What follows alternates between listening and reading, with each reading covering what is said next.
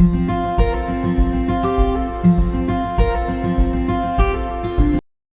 everyone, I'm Professor Neeru Mehta from LG Student of Technology and Engineering. Today we are going to discuss about subject called Automobile System Design, in which today's topic is design of braking system. Now let's discuss about braking of a vehicle. Braking of a vehicle is braking is a device, or you can say braking is a system which safeguard your vehicle from any collision or any kind of accident. Now, what brakes create to your vehicle? Brake not only regulate your speed, or you can say maneuverance of your vehicle, but as well as it could help to stop your vehicle. Whether the clutch is a similar device which regulate the speed of a vehicle. So how the clutch and brake will be different from each other? So brake will not only regulate but as well as stop your vehicle, whereas our clutch only regulate your vehicle. So let's discuss about braking. What is braking? When we are driving, or any driver is driving a vehicle, it should always regulate or control the vehicle by the means of acceleration as well as braking. So braking is a part of a controlling of your vehicle. Clear? So this is our introductory session to design of our braking system.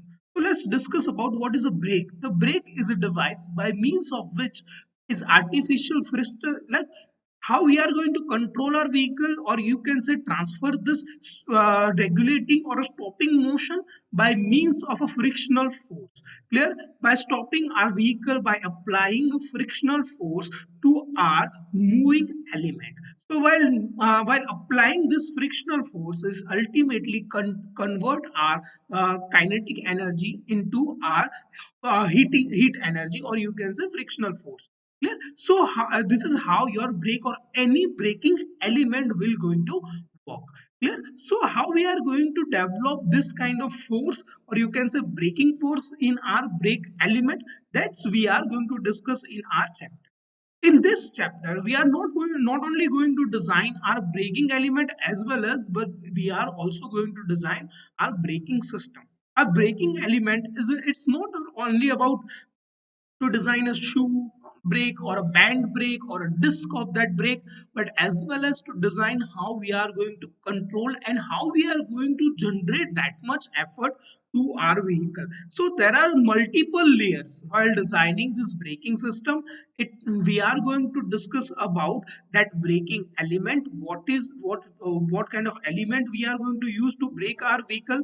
Second one, what type of braking system we are going to design. And third one, what is end effect of this braking on our vehicle, like what is our ultimate stopping distance, or what could be our required stopping distance, or what could be the effect of a braking while we are driving on a slope or anywhere like a turning, taking turn. That's are the different criteria which we are going to discuss in this particular chapter. Yeah. So here I have shown a schematic diagram of a braking system. This is hydraulic braking system which have drum brake and disc brake contained here.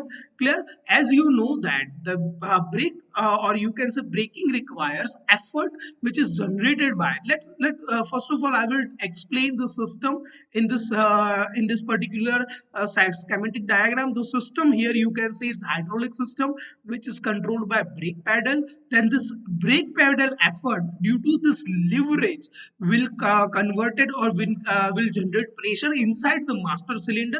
This master cylinder distribute this pressure via distributor to front and rear wheel axle, and ultimately this will actuated by the end effector, or you can say end component, with whether it could be a drum brake or a disc brake. Clear? So let's discuss about one by one how this system works. Then we will going to discuss about what amount of effort we are going to require for a front and a rear wheel braking system. So when we are applying this brake pedal, it will generate pressure inside the master cylinder. This pressure will generate a system with the help of, or you can say by Pascal's law, it will generate same amount of pressure inside a whole system. But as you know that front wheel and rear wheel requires different amount of efforts. As our rear wheel comes under it is comes near the center of gravity of vehicle, it will require lesser force or lesser effort compared to our front wheel.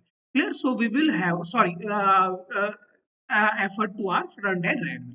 So ultimately, we will provide different distribution of effort in our front and rear wheel while designing this braking system. So to design this different effort to front and rear wheel, we will provide two distributor to front and another distributor to the rear wheel.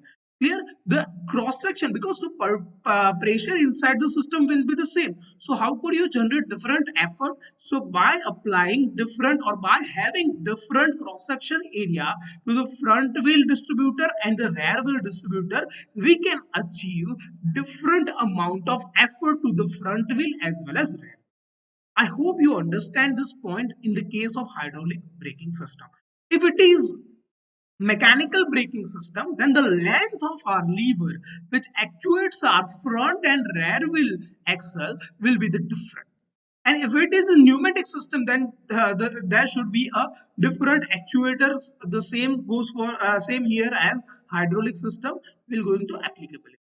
I hope you understand what is the basic function or basic criteria for to design this braking system. Clear? Now, if our question is whether to use disc brake or a drum brake, it is depending on application or depend on our vehicle, what type of vehicle we are using here. Clear? So that is our major criteria to selecting our drum brake or a disc brake. Let's move on to the design capacity. Okay, what is our design capacity depend on the different factors. Yeah, so the unit pressure between the braking surface, what amount of braking or pressure we are going to require for a particular surface, whether it is drum brake or a disc brake. So we are going to determine this pressure for our surface. Second one, the coefficient of friction, what type of material we are using to between those two surfaces which are matting and creating this braking force. Then the peripheral velocity, what type of velocity or what amount of velocity it is come under the drum or a disc. Clear? The projected area of frictional surface, the frictional surface which projected area over them, and the ability of the brake to dissipate the heat equivalent, what amount of heat energy it can dissipate. Here you can see our drum brake, design of drum brake, in which we are putting a pressure inside that drum and they will open it up.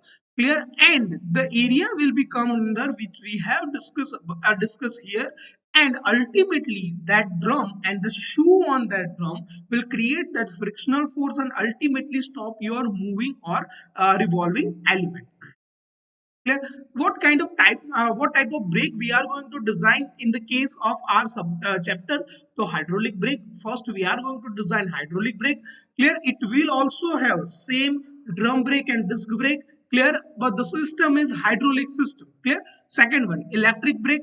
Same thing applied over here. We can use a drum brake or disc brake, but it can be actuated by by means of electromagnetic force, and ultimately our old mechanical brakes which also have a drum or a disc brake. Here you can see the this is the hydraulic system, or you can say the braking fluid. Here you can say braking fluid which is generate pressure over our disc which is revolving, which is connected to our drive. This second one is electric brake system, in which our electric motor which creates that eddy currents. I will explain this eddy current and eddy phenomenon in detail while we are designing this electric brake. And third one, this mechanical brake, which is no which is actuated with the help of lever mechanism. So let's once again discuss about this. Here we have three different systems, but our end effector could be the same. I hope you understand my point. Clear? End device or end component could be a drum, disc, or a shoe brake, but the system could be different in the case of different types of our requirement. I hope you understand this point. The next, this book. This chapter I will going to dictate will be from this. You can refer Machine Design by R.S. Kurmi or Auto Design by R.B. Gupta.